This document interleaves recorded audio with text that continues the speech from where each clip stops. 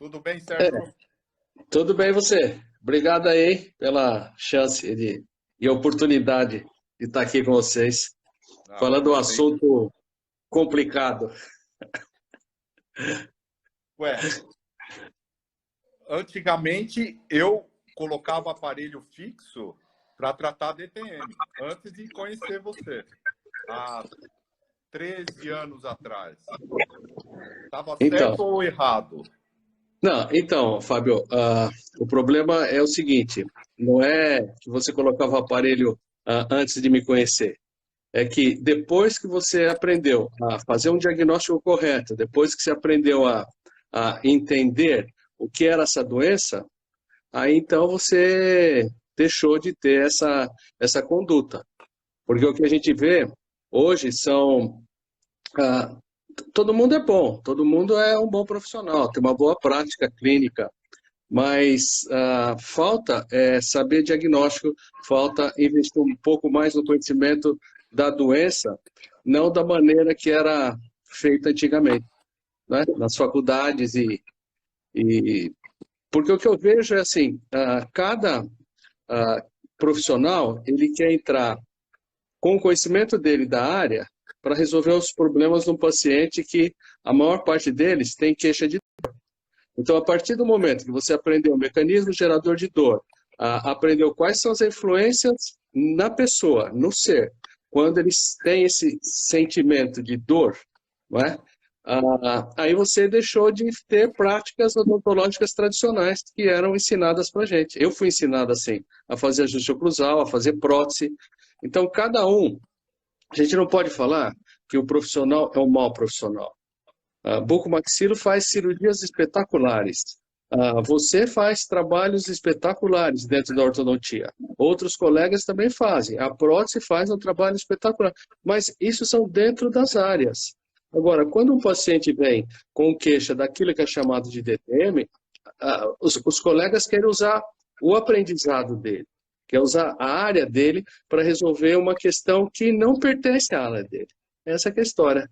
Então não foi que você deixou de fazer ortodontia para paciente com DTM porque me conheceu. Você deixou de fazer porque você começou a estudar a área de uma maneira correta. Eventualmente foi por mim, mas você poderia ter aprendido isso ou seguido esse caminho com muitos colegas bons que a gente tem por aqui na área também. Eu sou um que tenta distribuir esse conhecimento. Ô, Sérgio, nós temos muito amigo hispanohablantes aqui de Peru, Oh, Latinoamérica, e eu sei que você começou a abrir um horizonte, principalmente no Peru, alguns amigos aí que você conheceu,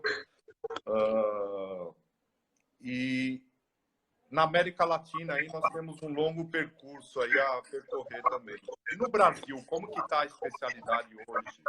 O que você acha? então, bem-vindos meus colegas peruanos, meus colegas bolivianos, meus colegas de outros países. Eu estou muito agradecido por você estar aqui. Este é meu portunhol. Ah, bom, o que a gente vê que assim as pessoas querem transformar a área de disfunção temporomandibular numa coisa muito complicada, não é? E sempre assim, sempre que você tem um envolvimento mercantilista em alguma área, aí as coisas ficam complicadas. Na realidade, disfunção temporomandibular é uma coisa muito simples, muito fácil e, e, e muito fácil em todos os sentidos. Fácil no sentido de entender, fácil no sentido de controlar, até mesmo tratar, não é? Algumas delas você pode até tratar. Agora, o grande problema é quando entra a palavra dor, que aí a dor muda todo o sentido. Nem toda disfunção temporomandibular é acompanhada por dor. Dor não é um dado obrigatório. Porém, ela vem muito acompanhada nos pacientes com DTM. E aí, os procedimentos normais, mecânicos, o dentista faz procedimento mecânico. Para esse tipo de paciente, o resultado é muito ruim. Então, você tem um erro muito grande de procedimentos. E é isso que a gente vê hoje dentro da área, não é? Algumas pessoas descobriram um filão de ganhar o seu dinheiro, e aí ficam cada um criando uma coisa. Um cria um aparelho que já foi tentado, esse aparelho há 40 anos atrás, então vem com ideias antigas, né? Muda um pouquinho a carapaça da história, a roupa da história, mas o princípio é o mesmo. Então, você sempre fica naquele negócio, ó, é placa, é uma mesmice muito grande. E cada um fica tentando desenvolver ou trazer uma particularidade. Né? Então, eu aplico isso, aplico aquilo, você tem que usar tal aparelho e tal. Então, eles ficam complicando uma coisa muito simples, que é a disfunção temporomandibular. Agora, dor é uma coisa muito diferente, muito mais complexa. Você precisa estudar muito, precisa investir muito o seu tempo. E não tem nada mecanicista. Não tem nada que você possa fazer, ou quase nada que você possa fazer com a sua mão, com a sua grande habilidade manual que você tem para exercer a sua área. Isso é inquestionável. Isso é inquestionável. Né?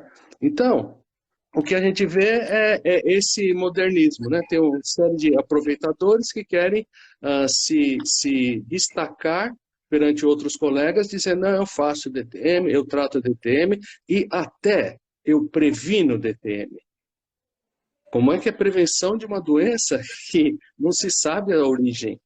Né? Eu não estou falando da DTM com dor, estou falando com a DTM simples, né? Incoordenação muscular, um som articular, não é? Que é uma variável de normalidade, né? E que isso é um grande desencadeador de adrenalina para o ortodontista, quando no meio do tratamento o paciente vem falando, agora eu estou instalando, o que está errado no meu aparelho? Não está nada errado no seu aparelho.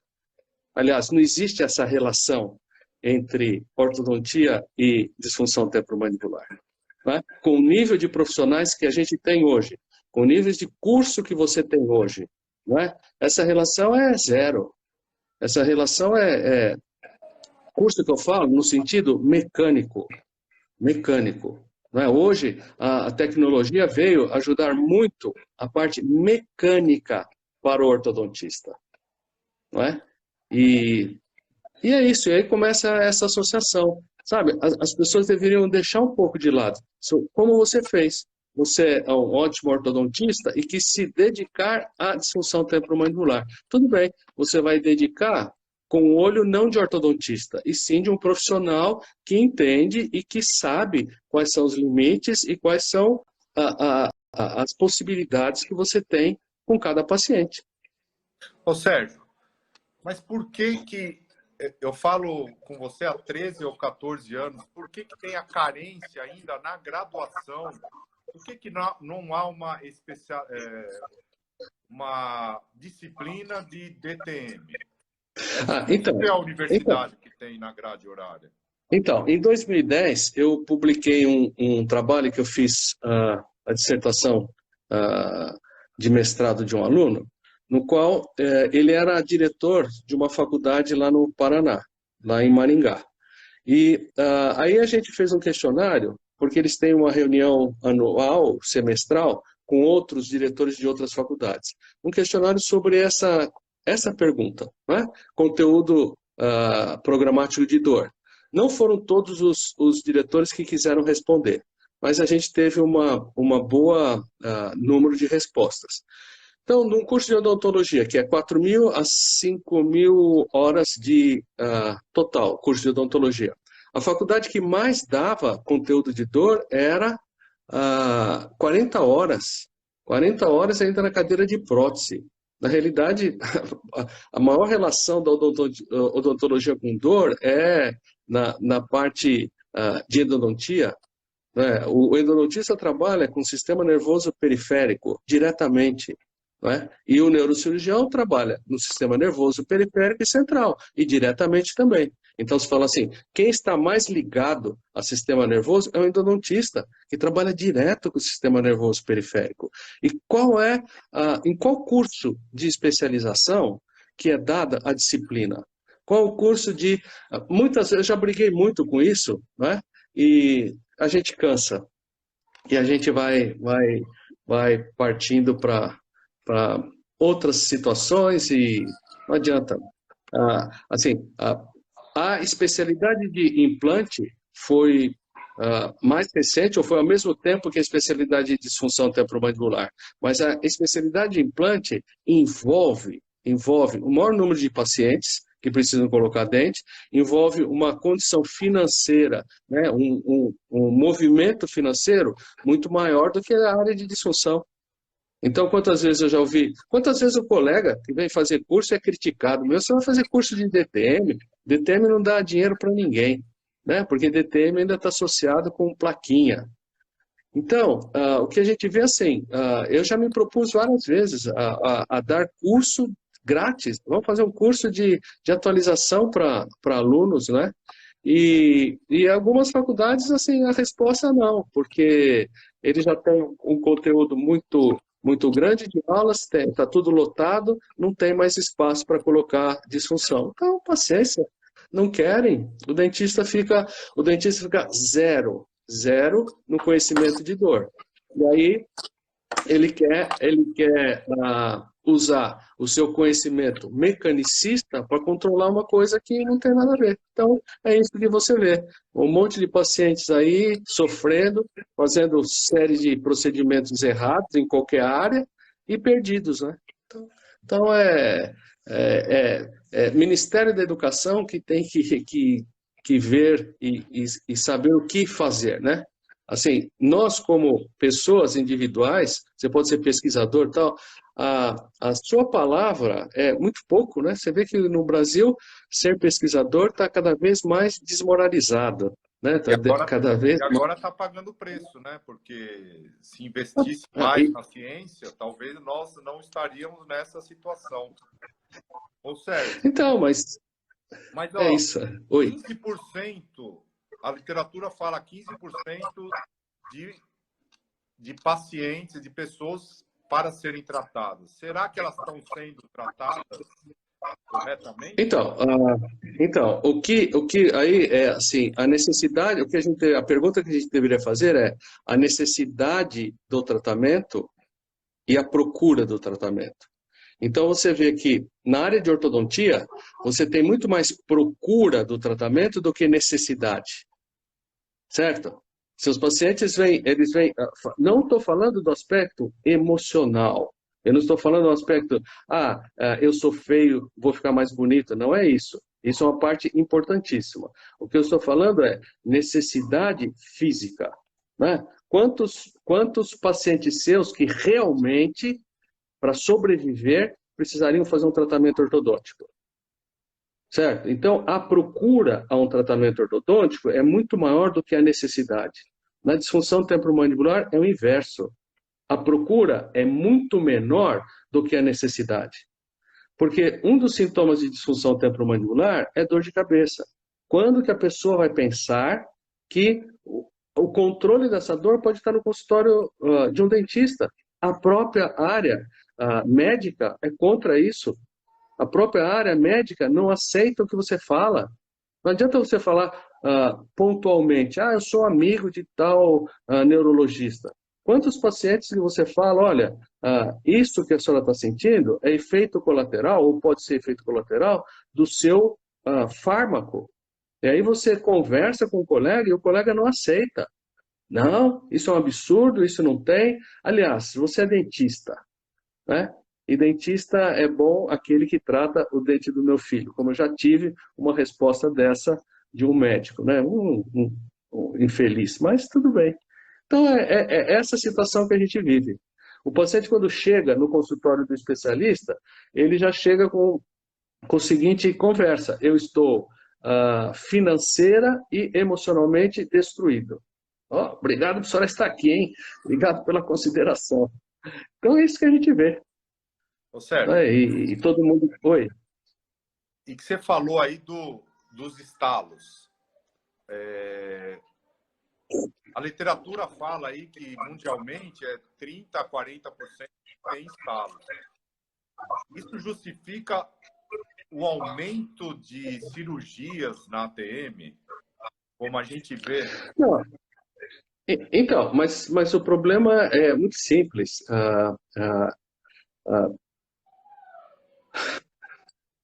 Som articular, por essa situação que você está falando, deslocamento de disco com redução, ela está presente em 40% da população adulta assintomática. Então, se ela está presente com esta intensidade, né, com essa proporção, ela deveria ser vista como variável de normalidade. Então, eu tenho em 60% o disco sobre a cabeça da mandíbula o tempo inteiro do movimento e 40% das pessoas o disco está anteriormente posicionado. E, na realidade, ele está à frente da cabeça da mandíbula no momento que ele não precisa estar. Só que, se você considerar isso como uma doença e um valor expressivo para você colocar o disco sobre a cabeça da mandíbula, ou seja, fazer um tratamento de imagem, né? Fazer um tratamento de imagem. Multiplicando, se você tiver 40% da população do Brasil, são 80 milhões de cirurgias. Se você tiver dos dois lados, são 160 milhões.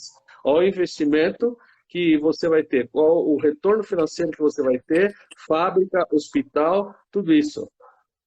Eu já tive uma época atrás, numa reunião com o diretor de um hospital, propondo abrir o serviço, né? Porque o pai de um assistente os pais eram médicos desse hospital e fomos conversar na diretoria. E aí qual foi a resposta? Mas esse tipo de tratamento não gera recurso para o hospital, então a gente não tem interesse. Então, sabe, associa um estado de normalidade que é muito frequente na população, se você encarar isso como doença, um grande giro financeiro. Então, é difícil mesmo você mudar esse comportamento, mudar essa abordagem. Só com o tempo, não é? Devagarzinho, esse é um trabalho de formiga, né? Bem calmo, bem tranquilo. Estou 40 anos na área, participei da formação da área, foi difícil, foi muito conturbada, não é? E a gente conseguiu tirar assim, o nome oclusão, porque oclusão é da odontologia, não pode ter uma especialidade de oclusão. Não, oclusão é odontologia. E é a mesma coisa. Agora, tem tido a procura por parte de muitos bucomaxilos. Então, se você tem um colega, não é, que é jovem, um colega que é desprendido, um colega que objetiva o bem do paciente, você consegue mudar esse conceito. Né? E isso a gente vê no reflexo dos programas de seguro de saúde, como eles estão muito mais rigorosos. Né? E esse rigor é de um trabalho que você, eu e outros colegas vem fazendo há muito tempo. Né? E isso tem que continuar. A gente tem que salvar as pessoas porque um dia pode ser você, né? Claro. Mais conservador possível, né? Mais simples possível os tratamentos. É uma doença muito... Não é tratamento, né? É controle. Então, é uma doença musculoesquelética e como qualquer outra doença musculoesquelética, você tem que tratar com correção de postura, né, e movimentação e conscientização para o paciente do que é a doença. Né? A doença é uma coisa simples e que tem que ser manejada ou controlada pelo paciente. O que você vê é o inverso, né? O paciente vai num profissional e o cara fica assustando o paciente. Não, isso é muito grave, se não fizer isso você vai ter dor horrível e não sei o que, isso não é normal, tal. E aí o paciente, coitado, é um leigo e aceita. E aí, também, Fábio, é muito também por parte do paciente. Né? Há um mês atrás eu recebi assim, uma mensagem, estou com muita dor, sou médica, estou com muita dor, o meu dentista recomendou o senhor me atende amanhã? Porque por mais remédios que eu tome, não passa. E aí ela me mandou o laudo da ressonância. Ela tinha um deslocamento anterior do disco, sem redução, e estava com dor. Eu respondi para ela, ó, a senhora vem no consultório, essa coisa é simples, a gente faz uma manipulação, essa dor deve parar, né? A gente vai controlar, fique tranquila, venha no consultório. Aí ela me manda uma mensagem, em seguida, o senhor trabalha com algum seguro? Não, senhora, eu não trabalho com nenhum seguro. Ah, então, primeiro eu vou fazer a consulta com um profissional dentro do meu plano de saúde, porque ele falou que ele pode até operar se for o caso. Né? Que claro que vai ser, né? Uma ressonância do disco deslocado anterior, claro que vão operar. Né? É muito difícil, né? Eu não me tratar fora do plano de saúde. Você não está falando, cara, com um que está na fila dos R$ 600, você está falando com um médico. Sabe? Então, paciência, se ferre, meu. Não tem o que. Sabe? Você vai falar para a mulher, ela não perguntou quanto eu cobro a consulta. Então você vê as variáveis, né, de procura de tratamento, ser tratado e como tratar, são muito grandes, meu, muito grandes. E aí essa senhora vai fazer uma cirurgia, tomara que dê certo. E se não der certo, e aí ela já está toda sensibilizada, ela já está com parafuso, né, com um fio dentro da articulação, e aí começa, né, uma coisa pior do que ela tinha. Mas o que a gente pode fazer? E a família Nada. sofre junto, né, Sérgio? Esses pacientes emocionalmente alterados, a família vem junto. Não, a emoção alterada é por causa da dor, né? Altera. Mas muitas vezes o paciente tem benefício por ter dor. Há 2 meses atrás, uma senhorinha que tinha dor há mais de 5 anos foi na faculdade e falou assim: olha, eu quero agradecer. Né, o aluno me chamou para falar com ela. Olha, eu quero agradecer o que vocês fizeram por mim. Foi muito bom. Eu estou bem, só que vou parar de fazer o tratamento. Por quê? A partir do momento que eu não reclamei mais de dor, eu perdi a atenção dos meus filhos. E eu me sinto muito sozinha. Isso é o ganho Vocês estão entendendo? secundário, né? É o ganho secundário. Então, isso a gente tem que ter também. Né? Então, toda essa visão, ela só é obtida quando você investe em estudar na área. Então, essa visão, esse comportamento da mulher, como que você vai tirar com um tratamento ortodôntico? Como é que você vai prevenir mudando posição de dente? Como é que você vai, né, ou colocando dente, ou qualquer procedimento odontológico? É isso que as pessoas precisam entender. Né? Procedimento odontológico vai caber em 3% dos pacientes, 3%. Não importa, então, a posição do dente, e sim como usa os dentes, é isso que você quer? Então, Fábio, para você, se você me perguntar, não é, o que é uma maloclusão, eu não sei te responder. Certo? Maloclusão depende de número de dentes? Não. Porque você vê o protesista fazendo a prótese protocolo de Brånemark e que você não tem os molares. Não é? Então, teoria de um holandês chamado Kaiser, foi da onde que baseou o Brånemark, e fala sobre isso. Arco dental encurtado. Não tem diferença nenhuma em tempo de esvaziamento de alimento no estômago, não tem nada. Qual que é a diferença de um classe 2, 3 ou qualquer subtipo aí que você queira em relação à disfunção temporomandibular? O paciente que tem um arranjo dental, qual é a diferença de um arranjo dental de um paciente que tem disfunção temporomandibular para o mesmo arranjo dental de um paciente que não tem a disfunção temporomandibular? Você entende? Um classe 2. Você tem classe 2 com DTM, você tem classe 2 sem DTM. Qual que é a diferença de posição de dente? Nenhuma. E a doença vem. Então, o grande problema que a gente sabe que a maloclusão, que tradicionalmente é ensinada, na hora que você pergunta, né, na hora que você vai analisar um paciente, para você ver a presença dessa maloclusão, você tem que colocar os dentes, você tem que interdigitar. Então, o problema não é onde os dentes estão, é quanto tempo você mantém os dentes tocando. Esta maloclusão presente. Por quê? Porque você deveria tocar os dentes 12 minutos por dia. Né? Se eu apertar o dedo, assim, 12 minutos por dia, será que gera dor? E se eu ficar o dia inteiro? Não precisa apertar com força. Ou só nessa posição. Será que gera dor? É isso. Se eu ficar de boca fechada o dia inteiro, eu vou gerar dor, porque não é uma situação que o músculo, fisiologicamente, deveria atuar ou trabalhar. Então, é excesso de atividade, não é, muitas vezes, que o indivíduo faz com a boca, que pode gerar um problema muscular. Aí você tem que estudar o quê? Aí você tem que estudar mecanismos geradores de dor muscular. E na hora que você estuda mecanismo gerador de dor muscular, você fala tchau para a maloclusão. E esse assunto de maloclusão é um assunto chato. Por quê?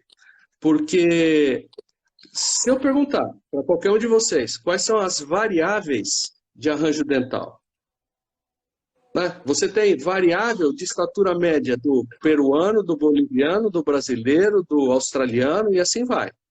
Não é? Quais são as variáveis de posição de dente dentro de uma normalidade? Então, você tem poucas pessoas com essa condição, um grande número com essa condição e poucas com essa condição. Quem aprendeu? Variáveis de normalidade. O dente pode estar assim, assado, assado, isso é normal. É como você tem variabilidade de tamanho estrutural, tamanho de volume de cabeça, isso são variáveis, poxa. Eu não posso falar que um cara que calça 35 é mais inteligente do que um cara que calça 38. É variável de tamanho, de estatura. Então você tem uma variável. Em odontologia a gente não tem variável. Né? Principalmente, por quê? Porque é uma profissão muito mecânica. Eu tenho que deixar a adaptação muito certinha dos meus bordos, eu tenho que deixar canino sempre em classe, né, em chave, molar em classe não sei o quê. Então é transformar o ser humano, que tem sentidos, que tem N situações, não é? Em uma máquina, em um articulador. E a gente não é assim. Perfeito. É que a gente ouve muito do ortodontista essa palavra. Eu queria que você esclarecesse. Cabeça da mandíbula ou côndilo? Não, isso aí nómina anatômica. Se a pessoa se propõe a ser instrutor, não é? A transmitir o conhecimento, ele tem que transmitir o conhecimento dentro do linguajar do conhecimento. Em 2000, foi revista e publicada em português, foi até o professor Eduardo, né, Cotequia Ribeiro, que fez a tradução da nova nómina, que é nova terminologia anatômica. Então, a nova terminologia anatômica não usa o termo côndilo, usa o termo cabeça da mandíbula. Você sabe que as línguas são dinâmicas, não é? E eu já fui muitas vezes criticado e brincavam comigo, vou te dar um dicionário de palavras mortas, né? Porque se eu falar para você, talvez você nem lembre, né? O que é ser bocumoco? Você não sabe, né? Como a maioria das pessoas não sabe. Mas era um termo que a gente usava na época da Jovem Guarda, né? O cara era fora de esquadro, o cara era fora de tudo. Esse cara é bocumoco. Então, se fala isso hoje? Não, não se fala. Por quê? Porque a língua é dinâmica. Então, quem fala côndilo está falando em boco-boco. É a mesma coisa, só que a língua muda. E aí a gente tem que, se você é uma pessoa que transmite o conhecimento, você tem que estar atualizado primeiro na nómina. E como você fala o nome das estruturas. É isso. Então, pessoal, é porque o pessoal ouve eu falar, cabeça na mandíbula. Eu não quero criticar quem fala côndilo. Côndilo é mais de 20 anos atrás, não existe. É cabeça da mandíbula. Não, o côndilo existe, mas é um linguajar da vozinha, da vovozinha, não é? Então, hoje, se você for falar, você teria que falar uma linguajar moderno, mostrando que você é uma pessoa atualizada, que você estuda desde o básico. E o básico é anatomia. Muito bom. Ô, Sérgio, você fez outra coisa interessante. Se o paciente está com o aparelho, no meio do tratamento, começa a ter estalo. E o ortodontista fica preocupado porque o aparelho ou os brackets podem ter causado isso. Qual que é a situação para nós ficarmos seguros? Então, você, como ortodontista, deveria fazer um teste que é chamado de teste de Beighton, não é? E esse teste, ele avalia o quê? Ele avalia o ângulo de movimentação das articulações, né? Articulação pequena, média e grande. Se o teste dura 1 minuto, não é? Você pede para pôr a mão assim, ver se o dedinho fica a 90 graus de uma mão, da outra mão, se pega o polegar e coloca aqui no braço. Eu sou tudo travado, não consigo nada, né? Quando você estica o braço, o cotovelo vem para cima, se a perna é arqueada para trás. Isso significa, se o cara for positivo, significa que ele tem hiperlaxitude, ele tem hipermovimentação articular. Isto não é doença. Isso não é doença, isso é característica dos movimentos articulares dessa pessoa. Tá. E essa pessoa não deveria perguntar para você, será que eu vou ter um som aqui? Essa pessoa deveria perguntar, quando o meu som vai começar aqui? Porque, com certeza, essa pessoa tem estalido no joelho, tem estalido no punho, tem estalido no cotovelo, tem estalido no pescoço e, com certeza, vai ter aqui. É questão de tempo. Só que o tratamento ortodôntico é longo, você vai ficar um período grande, né, com o paciente. Então, esse paciente, um dia, ele vai arrumar um namorado, vai brigar com o namorado, ele vai ter uma desinteria, ele vai ter isso, e um dia ele começou o quê? O som articular. Quando ele arrumou o namorado, não foi associado com o tratamento ortodôntico. Quando ele teve a dor de barriga, também não foi associada. Agora, quando ele teve som articular, porque está perto, está ligado, é o mesmo conjunto, ele vai associar o quê? Aquilo que foi colocado mais recente, que é o aparelho ortodôntico. Mas o aparelho ortodôntico não aumenta o grau de mobilidade e nem diminui o grau de mobilidade funcional. Essa excursão continua a mesma com ou sem aparelho. Então, não tem relação nenhuma. Mas foi uma coisa que foi introduzida quando ele não tinha o som. E, eventualmente, essa coisa perdurou algum tempo na sua boca e houve a coincidência do surgimento do som durante o tratamento. Poderia ser depois, podia ser antes, não é? Então, se você fizer esse teste antes de começar o tratamento ortodôntico, você está falando o quê? Você está educando o paciente. Essa é a minha dedicação atual. Como eu me fazer entendido pelo paciente. Como que eu vou educá-lo. Tá? Se esse som surgir, ele vai vir para você e falar, doutor, o senhor tem razão, ó, agora eu estou tendo som articular. Porque você educou previamente o paciente. Se você não falar nada, ele vai vir te culpando. Doutor, o que está errado aqui? Que agora eu estou com som articular. Se nesse momento, se nesta fase você for explicar tudo, para o paciente não é uma educação. Para o paciente é uma má desculpa. Você entende? E aí, com a ética que a gente tem, com certeza ele vai passar para alguns outros profissionais que vão falar que o seu aparelho foi o causador do deslocamento de disco. Coisa que não é e coisa que não dá para você sofrer um processo ou nada disso. Não tem como você justificar o surgimento do som pelo uso de um aparelho ortodôntico. Ô Sérgio, tem um aluno aqui que está sempre conosco, aqui, o Ricardo Serikawa. Dá para levar a relação cêntrica com as mãos? Primeiro, o que é relação cêntrica? Você fez um trabalho, cada um que está assistindo responder, acho que todos acertam, né? O que é relação cêntrica?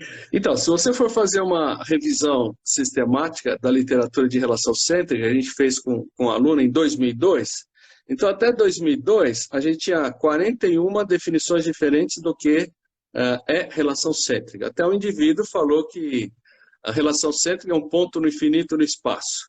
Então, a relação cêntrica não significa nada, não é? É uma posição de cabeça da mandíbula dentro da fossa articular que faça bem os movimentos.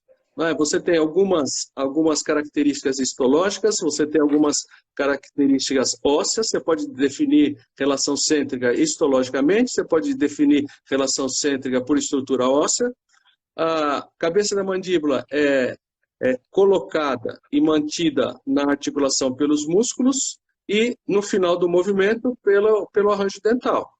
E ela é uma articulação muito adaptável, diferente de como eu aprendi há 40 anos atrás, que era um cristal, e é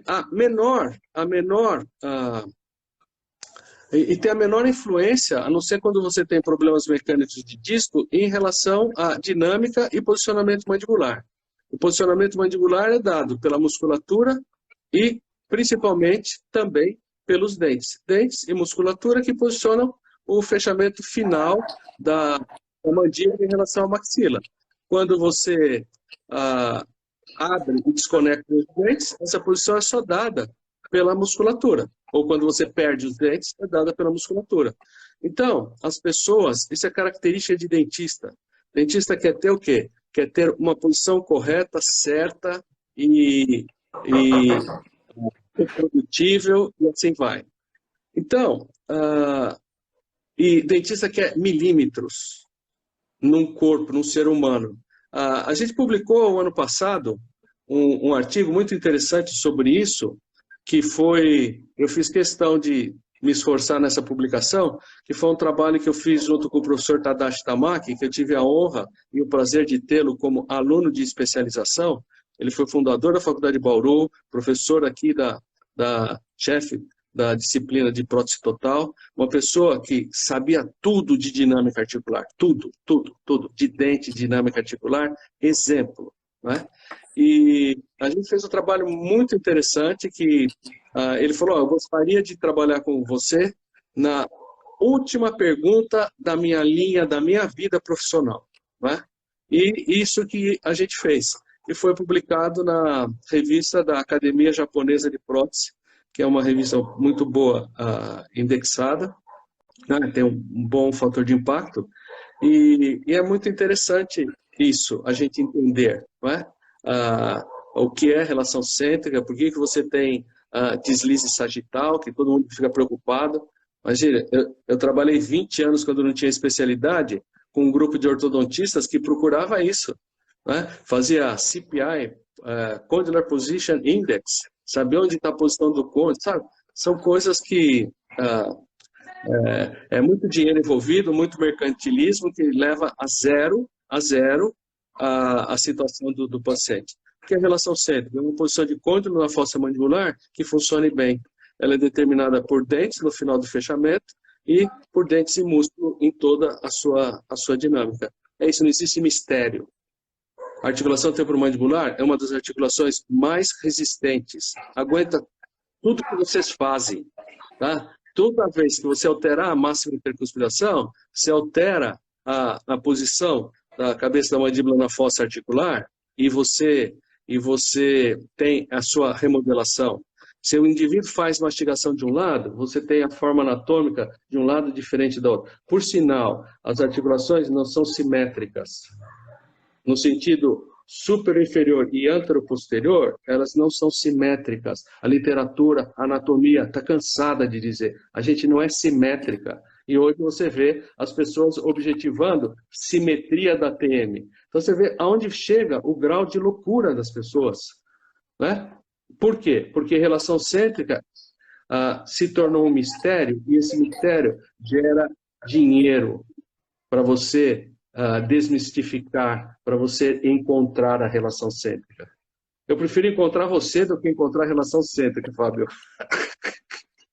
Poxa, esses dias eu estava em Itatiba, quase que eu fui aí na tua casa, mas você é grupo de risco. Pode ser. Vai, eu tô aqui sozinho, cara. Pode vir. Me fala o Eu seguinte, tô eu e as duas cachorras. ó, outra pergunta interessante. Você já tem um trabalho que eu já li inteiro, por isso que eu vou fazer essa pergunta. Elástico de classe 2 pode causar ABDM? Ou, Então, aproveitando isso, aparelho de Herbst ou qualquer um que avança a mandíbula. então, Como que deve então, proceder? assim, ah, a gente tem um trabalho que eu fiz com um colega, com o Flávio. A gente avaliou em normo, né, normo facial aí, o uso de mentoneira de puxada alta. A gente fez com elementos finitos. E a carga final vai para o centro do disco articular. Esse artigo foi publicado na Dental Press. Não é? Então, falar que mentoneira gera sobrecarga e poderia dar algum desarranjo articular, isso é uma afirmativa que parece não acontecer. Fizemos um outro trabalho sobre esse elástico de classe 2. Né? Elástico de classe 2 foi publicado na Journal of Orofacial Pain. Elástico de classe 2, ela não gera limitação de abertura de boca, a dor ela é temporária, ela 2, 3 dias o paciente deixa de ter dor se trocar corretamente esse elástico, então você não pode falar que a dor é persistente, que foi indutora de disfunção temporomandibular. Também não tem condição. Fizemos um outro trabalho sobre mastigação em pacientes com mordida cruzada, para saber se existia lado de preferência, né? Como um ortopedista espanhol, Planas falava, a mordida cruzada gera preferência para aquele lado. A gente não conseguiu ver. Foi publicada no American Journal ou no Angle Orthodontist. E aí a gente pegou essas mesmas crianças, porque falavam que a mordida cruzada sobrecarregava a articulação, sempre comparando com um grupo de crianças sem mordida cruzada. Não é? Mordida cruzada é uma variável de normalidade. Esse é o problema. Né? Então, não iria induzir nada.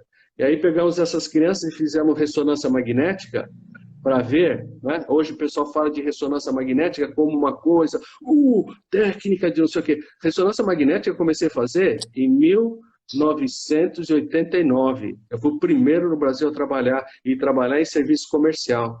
Né? E depois me encheu, trabalhei mais de 20 anos em hospital, laudando, encheu de tanto absurdo de pedido de imagem desnecessária que a gente tem. Então, quando a gente fez a ressonância nessas crianças, não teve diferença das articulações do lado cruzado versus não cruzado, e nem diferença das articulações com as crianças que não tinham lado cruzado. Então, não dá para você falar, a mordida cruzada gera alguma coisa na articulação. Essa é outra afirmativa falsa. Mas existe uma diferença muito grande entre o que pesquisa e o que é clínico. Você está vendo isso hoje com o coronavírus, a ciência fala isso, as outras pessoas falam aquilo, e vai fazer o quê? Então, se você falar que isso não gera, as pessoas ficam com medo de perder dinheiro. Pô, mas eu vou fazer o quê? O que eu vou fazer da minha profissão? Vai deixar o dente bonito, que está ótimo. Já traz saúde emocional, que é o objetivo de todo o seu paciente. E agora, Fábio, a gente terminou um trabalho espetacular. Não sei se te agrada ou não agrada, mas é o resultado. Esse foi para o... Eu sei. Esse foi para o... Vou falar, claro, já está submetido. Esse foi para o American Journal of Orthodontics. Né? E é muito gozado. Nós mandamos isso desde dezembro e não veio resposta até agora. Aí escrevi para lá, e o trabalho? Aí o cara, você me desculpa, é que tem uma foto que a gente tem que mudar o DPI e a gente esqueceu de mandar para você por causa do coronavírus. Porra, 4 meses o trabalho está lá. Então, o que a gente avaliou? A gente fez autoligado de um lado e convencional do outro lado. Né? E aí a gente avaliou força de mordida, hipersensibilidade do dente a longo eixo, transversal ao longo eixo do dente, e marcador de dor periodontal é um neurotransmissor que acumula no suco gengival, que é a substância P. Então, a gente fez a coleta de substância P também, tá? E em 3 momentos, né, antes de a movimentação ortodôntica e depois no troca do primeiro arco. Eu não me lembro bem qual foi essa sequência, mas não teve diferença nenhuma entre autoligada e não ligada.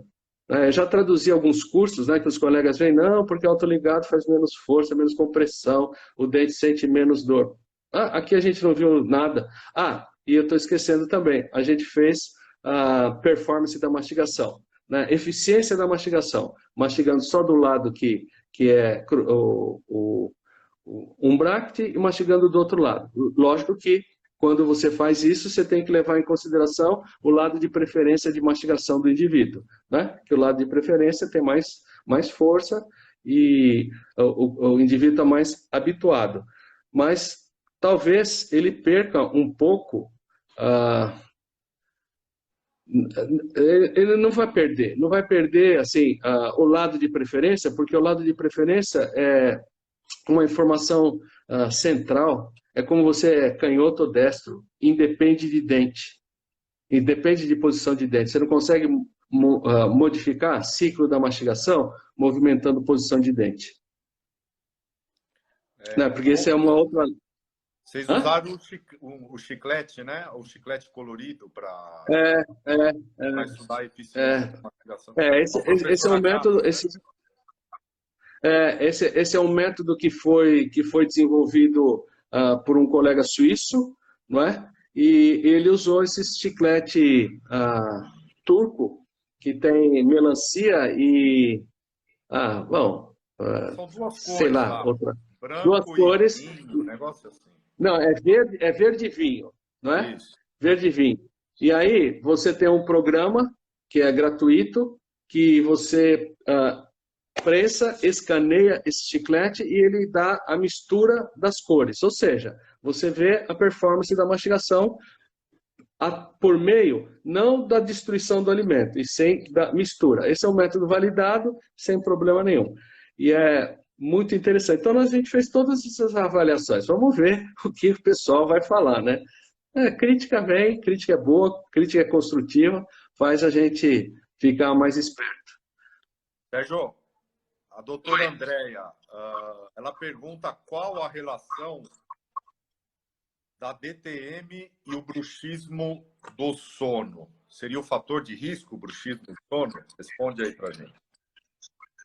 Então, primeiro, dizer que bruxismo não é doença. Bruxismo não é doença. E se não é doença, não existe tratamento. Outro dia eu recebi aí, né, revisão sistemática de tratamento de bruxismo. Mas bruxismo não é doença. Vai tratar o quê? São poucos os pacientes que têm essa relação. Às vezes o paciente usa a musculatura, está muito cansado muscular, o músculo já está fadigado, o músculo já está no limite. Aí ele vem, cai aquela gotinha do apertamento, que é pouco o apertamento que você faz durante a noite, e isso desenvolve a queixa de dor. O dentista está preparado a olhar o aspecto oclusal, então vai querer colocar uma placa, tal, isso aqui. O melhor tratamento para DTM é placa, e na hora de o cara vender a placa, ele falou, vou colocar uma plaquinha. Então, essa é outra coisa que eu não consigo entender, né? Porque a plaquinha é 50. Então, e aí gira o tratamento de DTM. Vou controlar o bruxismo, mas são tantas coisas que geram tensão muscular. O músculo da mastigação tem miosina cardíaca. Então, se você tem miosina cardíaca, você tem um sistema autonômico aqui. Então, você tem miosina que não se diferenciou para classe 1, classe 2, ou fadigo resistente, ou miosina rápida. Então, você tem um sistema autonômico atuando em músculo da mastigação.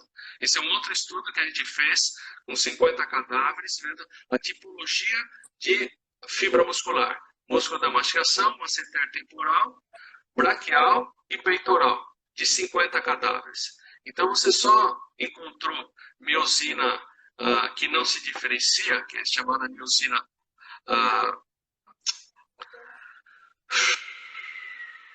bom, agora esqueci o nome, miosina neonatal, quando você tem músculo da mastigação. Então, essas miosinas, elas são comandadas por um sistema autonômico. E, para nós, isso é uma linha grande de pesquisa que a gente está desenvolvendo, descobrir qual é esse sistema autonômico que está aqui. Parece que é o sistema cardiovascular. Cada vez que você tem aí a sua exercício, cada vez que você leva um susto, aumenta, cada vez que você sente dor, aumenta o batimento cardíaco, aí está ligado a nervo vago, aí é muito, muito mais complexo. Não é? Então, isso não seria o fator causal, não é? Só se o paciente já tivesse num limite total. Não é? Você pega um copo d'água, enche d'água, aí você joga uma gotinha, o copo transborda. Essa gotinha, o fator causal? Não, esse é o fator iniciador, não é o fator causal. Porque se o copo tivesse vazio, essa gotinha não é nada. É a mesma coisa o bruxismo. O cara está limítrofe. Chega à noite, dá uma apertadinha, tá com dor. É porque você é bruxista. Essa é uma resposta muito, muito fácil, né? E que dentista gosta de dar, porque é lógica, é fácil e de fácil compreensão por parte do paciente. Então, a gente não deveria encarar bruxismo como doença. Né? Talvez fazer um dia de não doença, falar tudo que não é doença. Bruxismo não é doença. Inclusive, quem lê a Bíblia tem uma série de citações de você Sim. vai morrer até ranger dentes. Naquela época... Não, assim, os colegas da Suíça que gostam muito disso, né? Eu tenho alguns slides que falam do versículo da Bíblia e tal, e falam que as pessoas iam ser jogadas na fogueira para serem queimadas, elas estavam rangendo e apertando os dentes.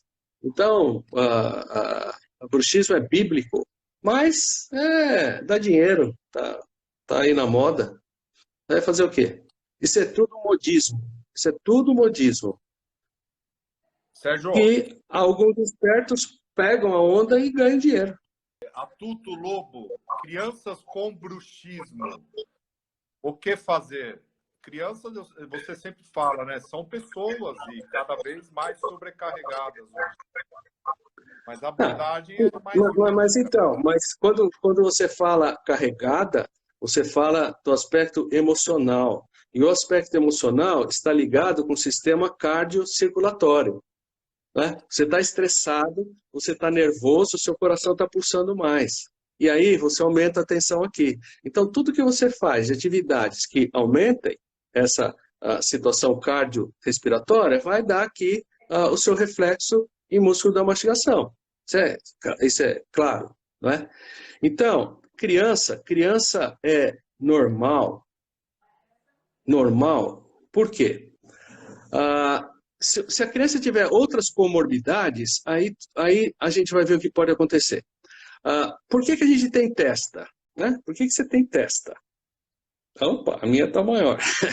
Por que você tem testa? Você tem testa porque alguém expandiu a sua caixa óssea, o seu crânio.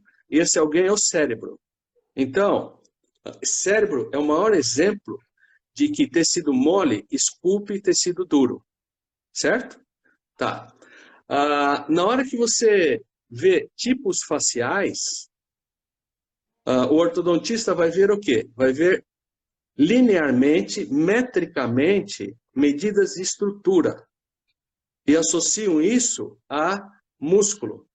Há uns 2 anos atrás, a gente publicou um trabalho junto com um colega, um aluno de pós-graduação e um colega, o Ari, de Araraquara, nos ajudou, não é?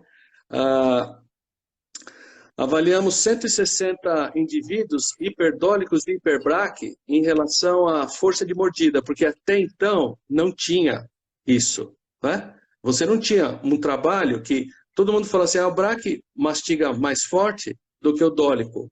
Mas da onde que vinha essa informação? Não tinha.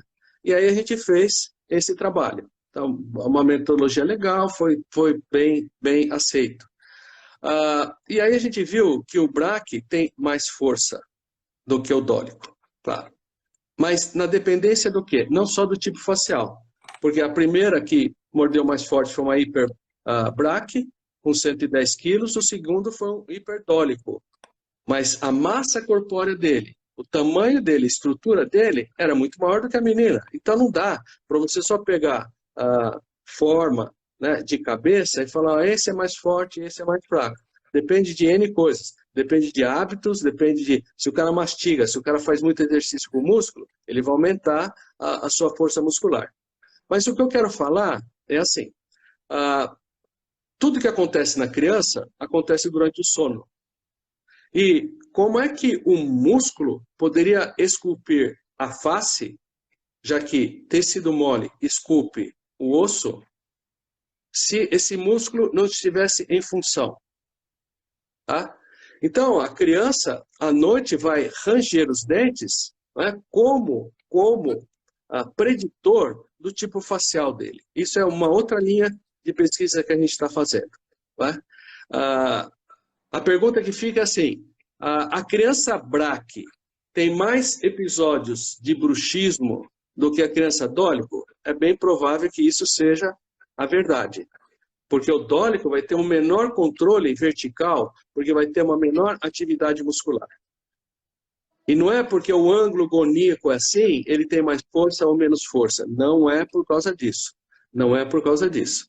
É mesmo por atividade, informação genética e depois o uso. O uso. E também por essa movimentação noturna. 12 minutos por dia não dá para esculpir face de ninguém. Então tem que acontecer alguma coisa. Né? Talvez a nossa hipótese é essa, que o dólico tem... Esse é um outro aluno que está desenvolvendo esse trabalho. Né? Por sinal, é ortopedista. Né?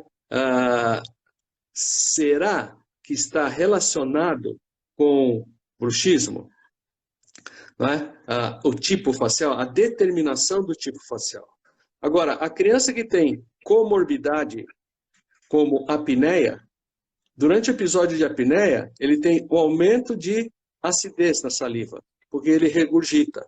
E aí você vai ter aquela criança com um desgaste dental que não é só de abrasão pelo bruxismo. Porque o bruxismo é o ranger e apertar. Então ele tem que ranger e com uma grande intensidade. Aquelas crianças que aparecem até a polpa. Né? Então, esta criança, é bem provável que ela tenha apneia.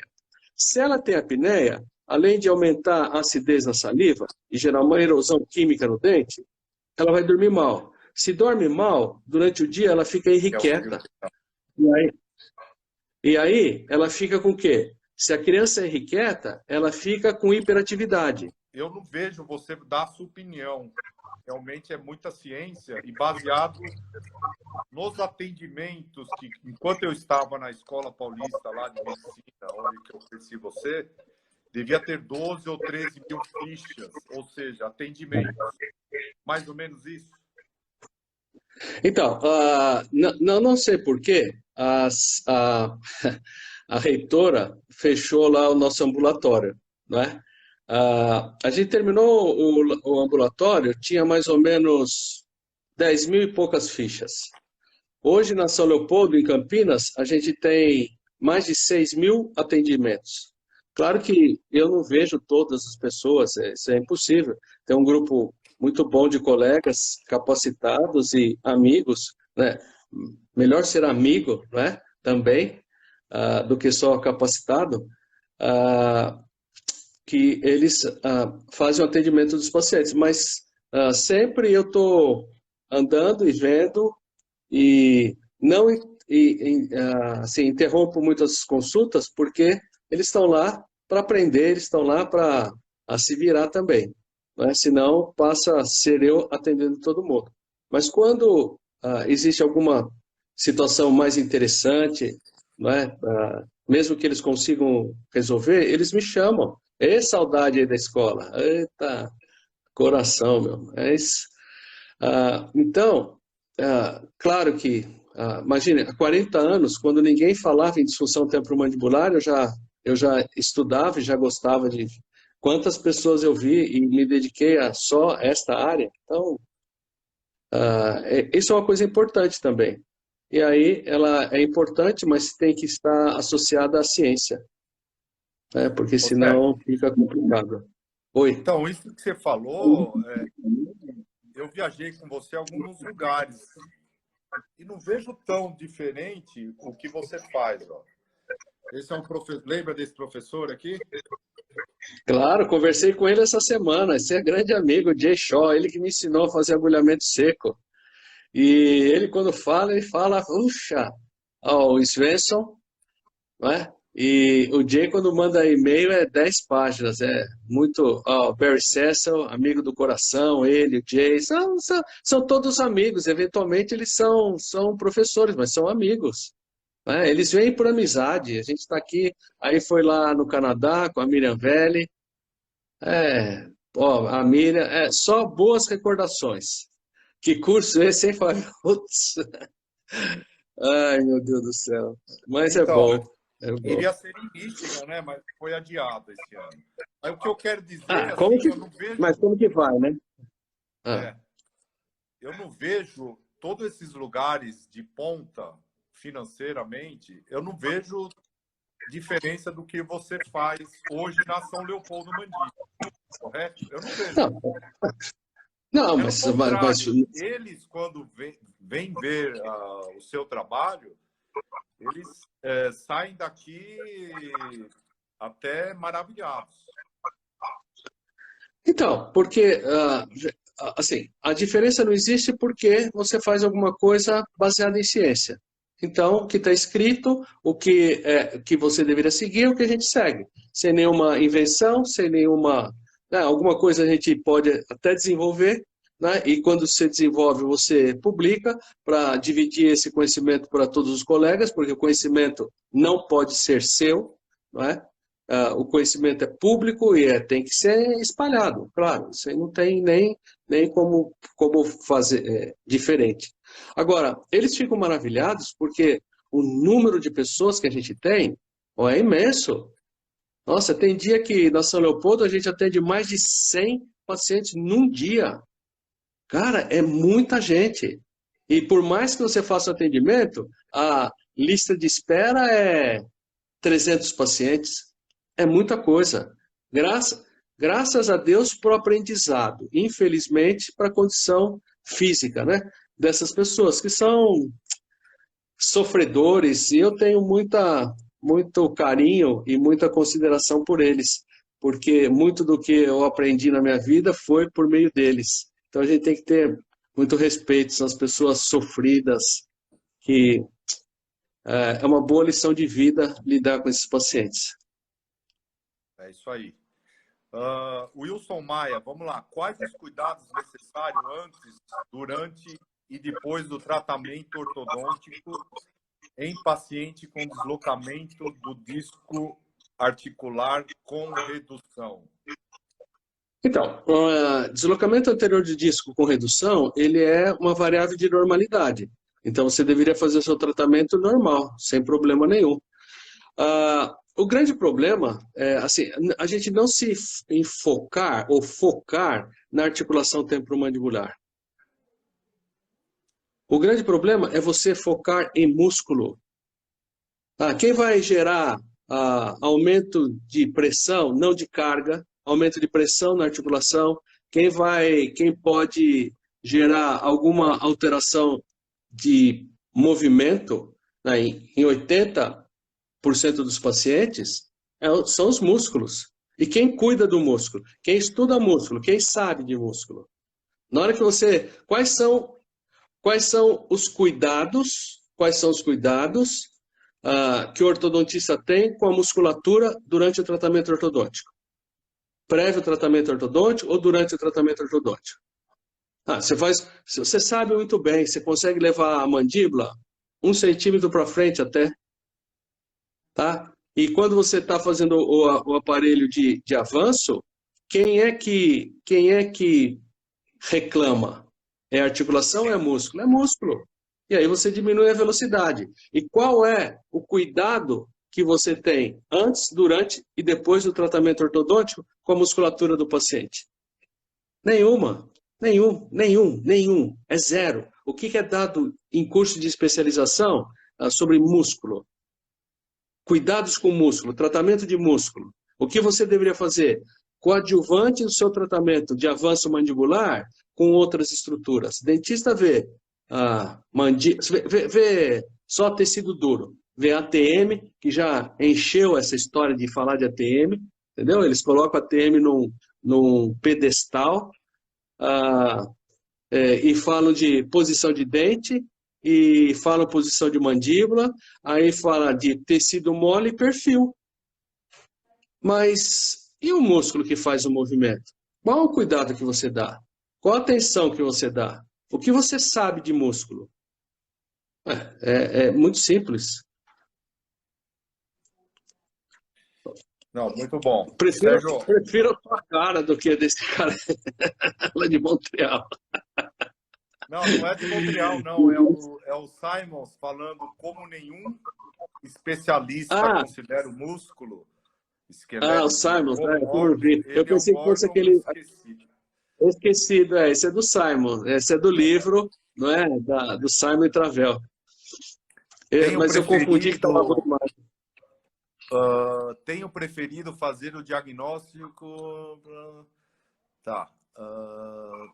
Antes os pacientes relatam melhora, sinais e sintomas. Alguns pacientes com DTM relatam melhora nos sinais e sintomas após começar o tratamento ortodôntico. Não entendi a pergunta do Wilson. Eu acho que ele quis dizer, quando coloca o aparelho, alguns pacientes... O paciente melhora. Então, por que ele melhora? Ou com menos intensidade? Por que ele melhora? Por que ele melhora? Porque você está alterando a propriocepção, que é a posição espacial da atividade de um grupo muscular, por meio da alteração do movimento dental. Não é? Uma das coisas que você pode acontecer durante esse tratamento é a diminuição de hábitos, porque o cara está mais consciente, o limiar de tolerância à pressão, ele diminui, isso é um dos resultados desse trabalho que a gente fez com a substância P e comparando os dois tipos de tratamento, tanto a força de mordida. Então, você vai diminuir força de mordida, os dentes vão ficar hiperálgicos, mais sensíveis, então você vai usar menos, você vai ter uma conscientização corporal muito melhor, porque você está com um monte de coisa na sua boca, então isso vai lhe chamar a atenção, apesar de alinhadores aí que a gente vê, para muitos pacientes, eu tenho um relato, não foi trabalho, isso é relato, isso é o básico da informação, que eles aumentam muito o apertamento durante o dia. Não sei se isso é verdade ou não, mas é um alerta, porque já vi muitos aparelhos desse furados, né? E isso não vai ser furado com a língua, né? Então vai ser furado com algum movimento que o cara está fazendo. Mas isso a gente deveria olhar um pouquinho com mais atenção e mais carinho, talvez no futuro aí que apareça alguém que queira fazer esse tipo de estudo. Então, as razões de montar o aparelho é tudo isso. O paciente tem o aspecto emocional dele melhorado. Olha, agora eu vou tirar esse dente de posição, vou ficar mais bonita, para não sei o quê. Não é só uma relação, coloquei o aparelho e diminuiu os sintomas. Sintomas é o que o paciente sente, e ele está num outro ambiente, está numa outra fase da vida dele. Agora, você vê muitos pacientes que chegam no consultório perguntando isso. Por que doutor, eu tinha muita dor, comecei a fazer o tratamento ortodôntico, porque falaram que era meu dente que estava fora de posição, no início passou, e eu tive certeza que era realmente pelo dente, e agora eu estou muito preocupada, porque ele falou que vai tirar o aparelho mês que vem, e eu estou, a dor está voltando tudo outra vez. Será que eu fiz esse tratamento errado? Não, senhora, a senhora não precisa perguntar isso para mim. O que a senhora sentia antes do tratamento? Dor. O que a senhora está sentindo agora ao final do tratamento? Dor. Qual foi o efeito do tratamento para a sua queixa? Dor. Zero. Zero. Ah, então, ainda a senhora não pode reclamar. A senhora tinha um dente assim, está com o dente assim, só que a questão de dor ainda não foi resolvida. A senhora pode estar mais bonita, mais alegre, mais feliz, mas a dor continua. Por quê? Porque o objetivo da senhora, que era a questão dor, não foi resolvido, porque foi mal diagnosticado. O tratamento está certo, né? Se ele tivesse alguma influência com a dor, mas não teve. Então, por todo esse momento que o paciente tem, né, da informação dada pelo profissional, que ela confia, né, esse chamado de um efeito placebo, ela vai sentir bem. Agora eu coloquei o aparelho, agora eu vou melhorar, minha dor vai passar. A diminuição de hiperatividade muscular pela movimentação periodontal e alteração de posição de músculo. Não é? Essa movimentação gera uma hiperalgesia no dente, o dente fica mais sensível, então você toca menos. Você é conscientizado a não apoio unha, a não colocar a caneta na boca, não porque isso faz mal, porque isso pode quebrar o aparelho. Então, tudo isso está envolvido, cara. Não é só uma relação direta mecânica, aquela quebrar de aqui e tudo passou. Isso é pensar odontológico. Isso é pensar dentista, causa e efeito. E nem todo 2 mais 2 em biologia são 4. É isso. O pessoal está perguntando, essa live vai ficar no Telegram, o link está aqui, tá? Sérgio, você falou no negócio do alinhador, olha que legal, ontem à noite. Doutor Fábio, é uma paciente que mora lá em Seattle. Eu estou com troquei o alinhador 22. Estou com dor no queixo. Daí eu liguei para ela. Ela estava se apertando muito e apertando o alinhador devido a toda essa história que ela está em casa. Tá, então, aí é culpa do alinhador, entendeu? Agora hoje a gente está num período muito difícil, né? Para todo mundo. Mas antes disso, eu tinha assim, muitos conhecidos, muitos amigos, até a minha filha, que é dentista, vinha com esse relato. Aí eu pus alinhador, pai, fico me apertando o dia inteiro, tal. Sei lá, se o alinhador, ela já se apertava e o alinhador funcionou como um conscientizador para ela de posição mandibular. Pode ser também. Né? Então, por isso que a gente tem que fazer um estudo, ver a atividade muscular antes de colocar o alinhador, depois que colocou, e essa é só uma impressão que tem vários vieses e vários entendimentos. Eu não estou falando que alinhador gera maior apertamento, nada disso. Estou falando que há alguma observação. Como essa paciente tem uma observação errada, está lá se ferrando, como todo mundo, e apertou mais. Sim. Não, muito bom, hein? Você conhece a Lúcia Rosilani? Claro que conheço. É de Maringá, né? Sim. Então, Estudou, mestrado com ela, né? Não, ela me conheceu quando eu dava aula no curso do Hugo Trevisi. Tá, que o Hugo Trevisi foi contemporâneo meu de faculdade. Eu estava no primeiro ano e ele estava saindo. E aí ele me convidava para ir dar aula lá na época do arco reto, não sei o quê.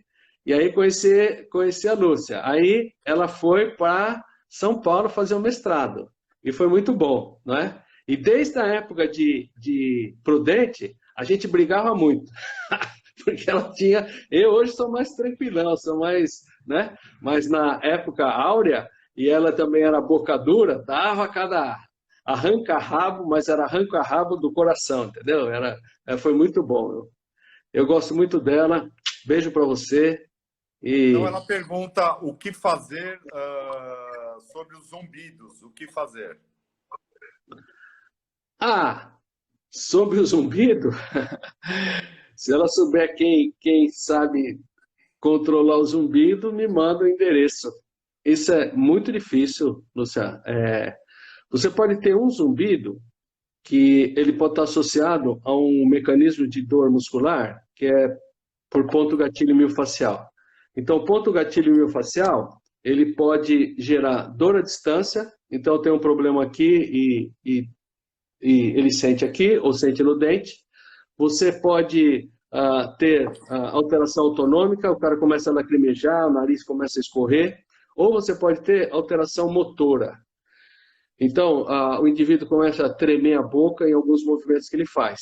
E ele pode referir para os músculos que fazem a tensão da membrana timpânica.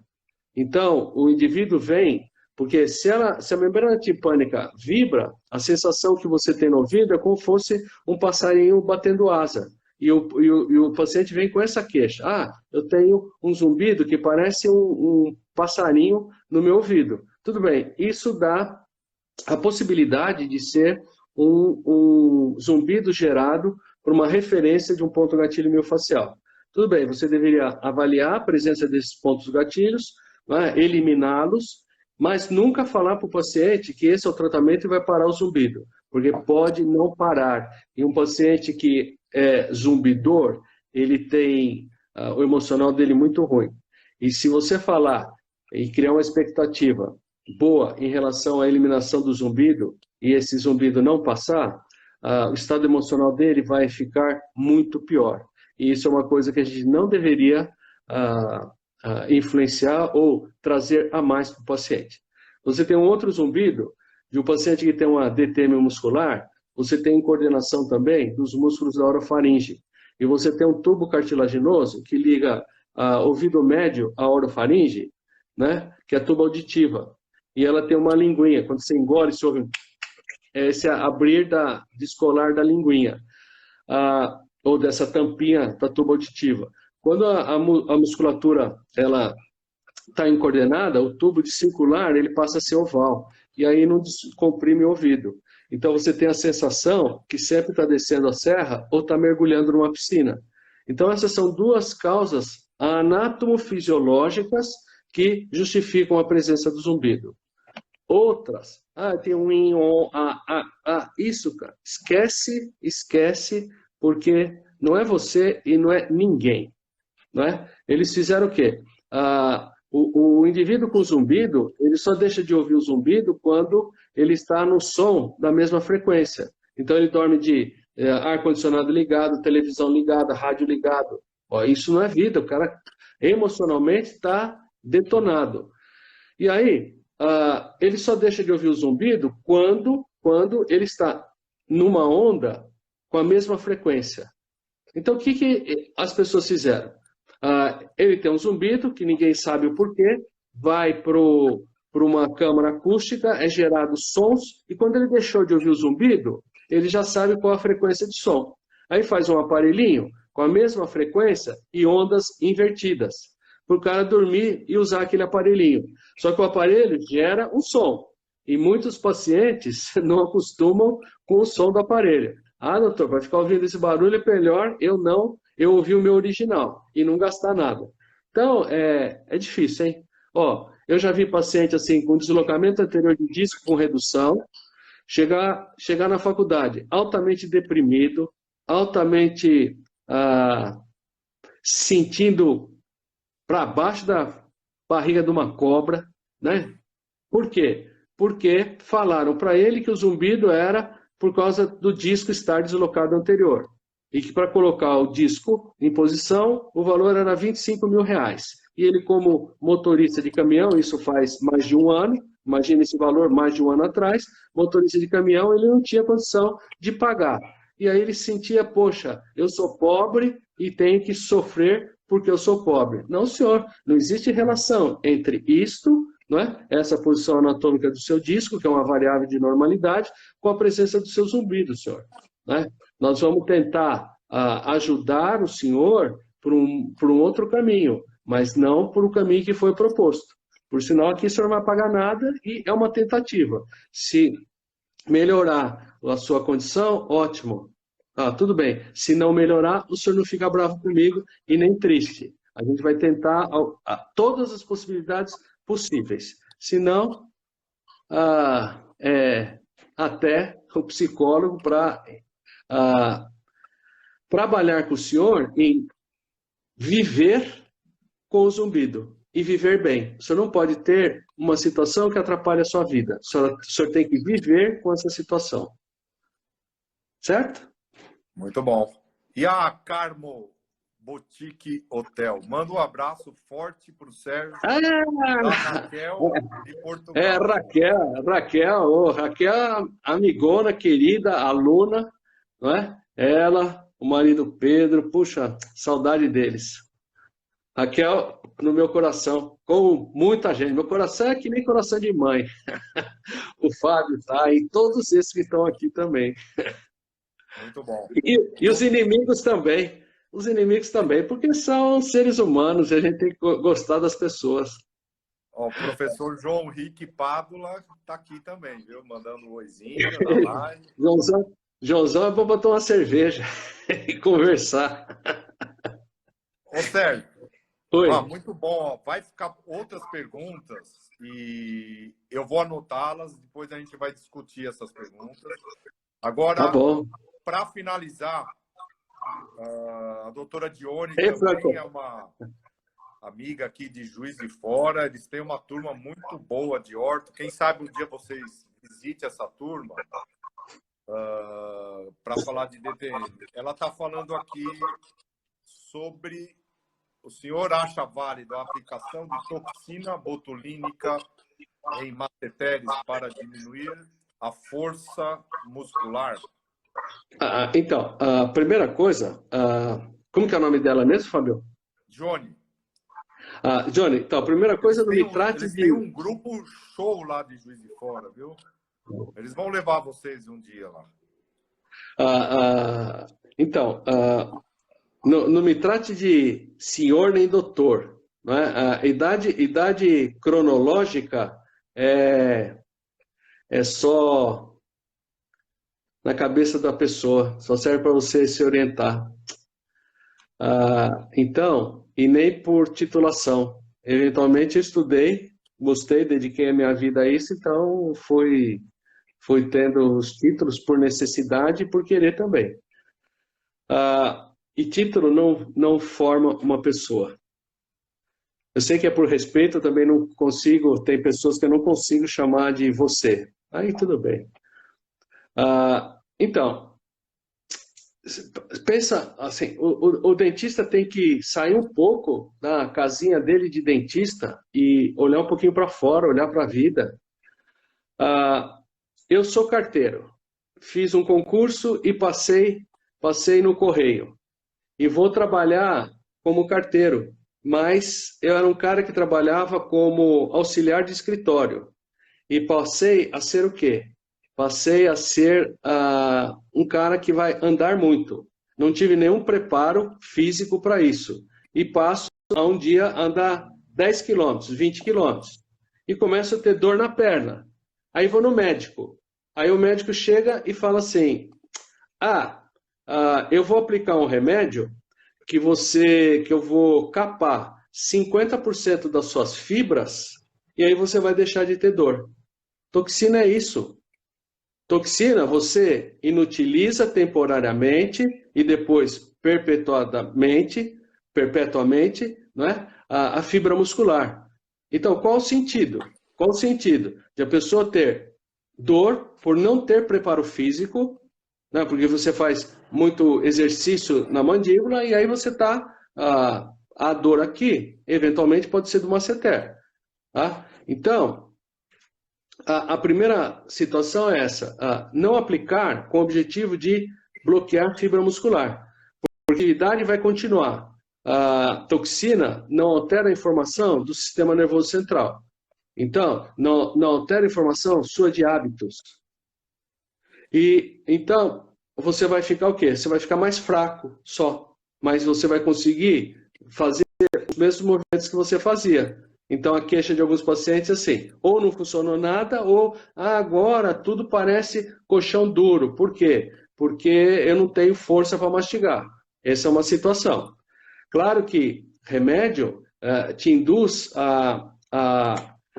ao paciente temporariamente o efeito placebo. Pois toxina vai melhorar. Melhorou porque ele acreditou nisso. Né? A gente não sabe quais são os músculos que realmente fazem... lógico, se você faz o bruxismo de ranger, claro que está o pteregóide lateral. Mas o apertar, qual que é o mais importante no apertar? é uma masseter ou pterigode medial, que é uma masseter por dentro, e a toxina não vai lá. Então, você bloqueia aqui, ele vai jogar a atividade para o pterigode medial. E será que você gera uma hipertrofia? O que vai acontecer com essa musculatura? Depois, toxina é muito boa para você eliminar a responsabilidade profissional. Porque se eu faço um tratamento para você, não uso nada, é minha responsabilidade. É eu que estou falando e eu estou direcionando a sua conduta.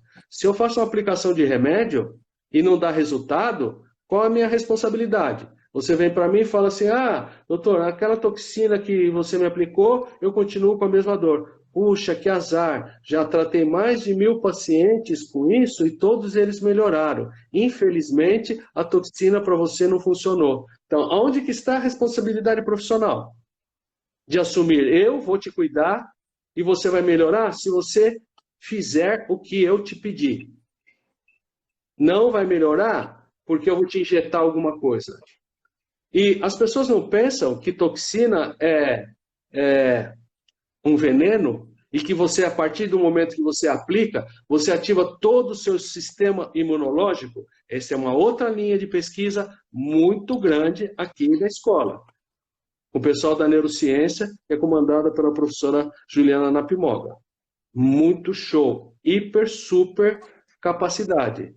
E isso pode acontecer. Você pode ter um lúpus, aplicar a toxina no paciente com lúpus e desenvolver um pico de doença autoimune. E eu já tive aluno, né? Porque toda turma tem 2, 3 que dão curso de toxina, porque é complicado, né? Eu tenho aluno que dá curso de toxina, não sabe mecanismo de contração muscular, né? E dá curso. Por quê? Muito simples. E é uma maneira de o cara, né, ser sofisticado, fácil aplicação de toxina. Você tem que ser sofisticado e você tem que se destacar por sua habilidade profissional, pela sua competência, pelo seu conhecimento, e não pelo que você usa. Porque aí você não precisa ser dentista, pode ser um vendedor, pode ser um farmacêutico, pode ser o que for, entendeu? É isso. Então, zero, você não tem nada que... você pode usar toxina para neuralgia do trigêmeo? Sim, pode usar. Tá? Essa é uma linha grande de pesquisa que eu estou fazendo junto com um colega lá da Suíça. Né? A aplicação da toxina em pontos que são os pontos gatilhos da dor neuropática. Realmente é muito legal. Você pode usar em paciente que tenha espasticidade, você pode usar em paciente com distonia, que ninguém sabe tratar um paciente de distonia. O cara fica incapaz, o cara está mutilado na vida dele. Procura ver alguns vídeos de distonia.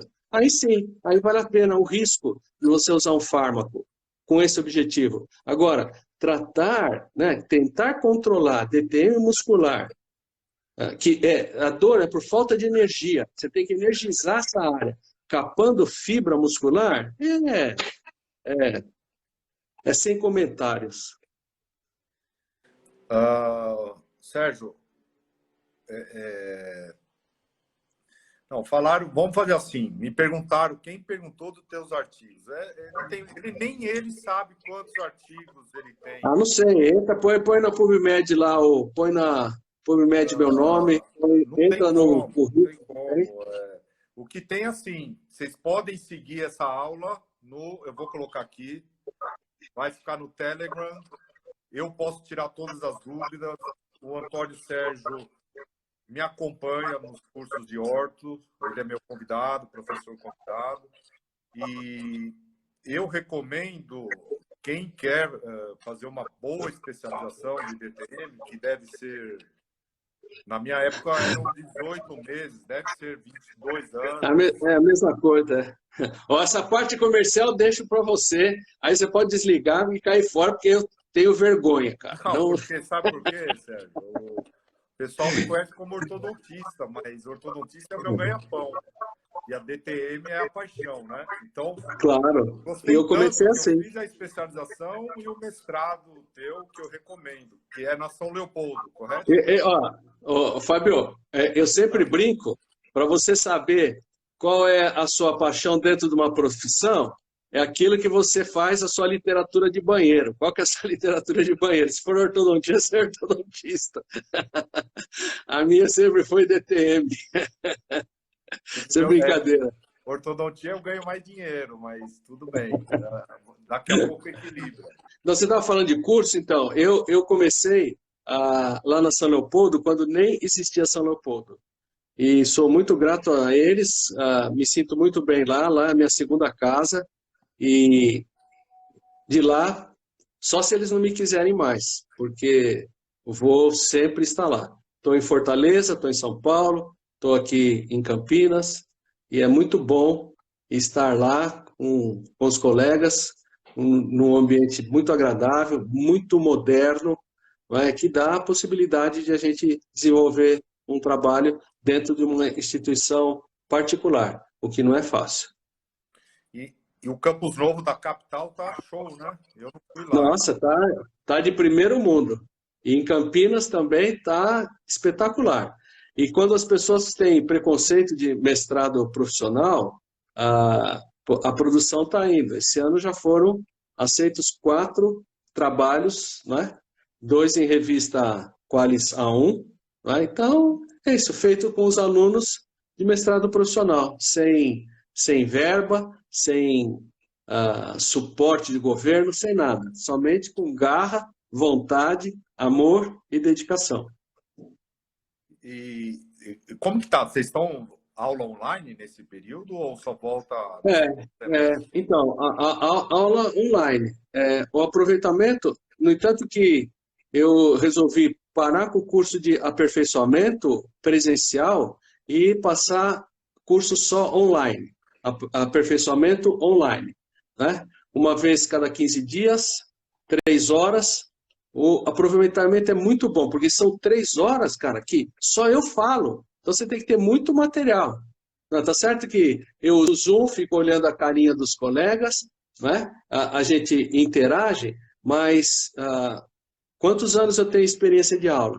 Na hora que comecei a fazer essas aulas online, é incrível o aproveitamento, mas tem períodos, né? Não adianta você fazer o dia inteiro que não dá. No máximo 2h30, 3 e para. Mas é muito legal, porque são 3 horas que você fica focado e... Então, não vai ter mais na São Leopoldo curso de aperfeiçoamento presencial, né? Só online. E que é muito bom. E lá em Portugal? Então, em Portugal eu ia voltar, eu como todo mundo, então não reclamo, porque estou no barco de todo mundo, eu ia voltar agora em abril, né, para retomar os cursos lá na Faculdade de Medicina do Porto. Mas estou abrindo a área de disfunção e dor no Peru, na Faculdade de São Marcos, que também está tudo assim, né? Tem jeito. Vai, a última pergunta para o Sérgio se despedir. Como energizar as fibras musculares, da Daniela? Muito fácil. Água quente. Termoterapia. Termoterapia é o santo remédio. Controlar hiperatividades, que são hábitos que a pessoa desenvolve, não é?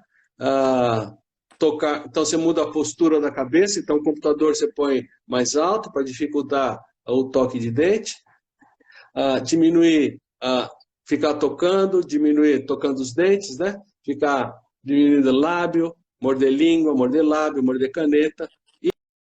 E calorzinho. Aprendi com um paciente da Unifesp, que era assim: doutor, a melhor coisa que eu já fiz é o calor.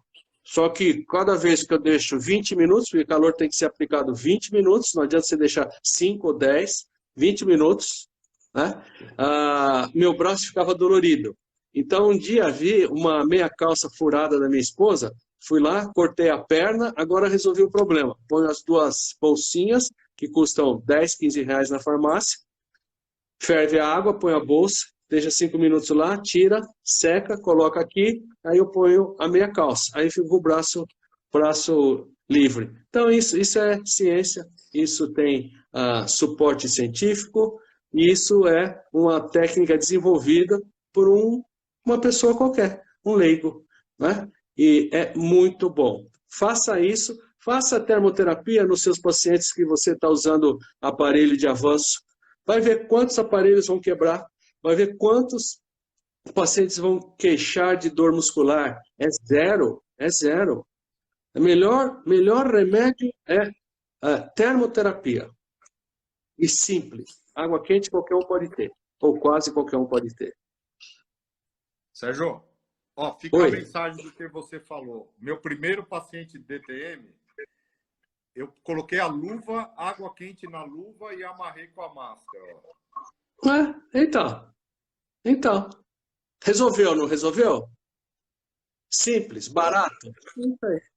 Eu lembro até hoje, era véspera de Natal. Ele chegou no dia seguinte para me abraçar. Meu, essa dor eu não sei como você conseguiu tirar. Muito bom o nosso papo de hoje, hein? Com conhecimento e não mutilativo. Abraço. Obrigado. Valeu. Obrigado a todos aí. Um beijo aí para todo mundo. Tchau, obrigado. Até mais.